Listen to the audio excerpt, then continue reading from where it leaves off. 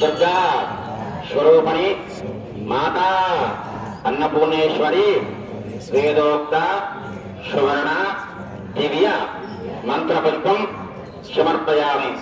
అక్కడే కుడి చేతి పక్కగా 3 సార్లు ప్రదక్షిణం చేయండి.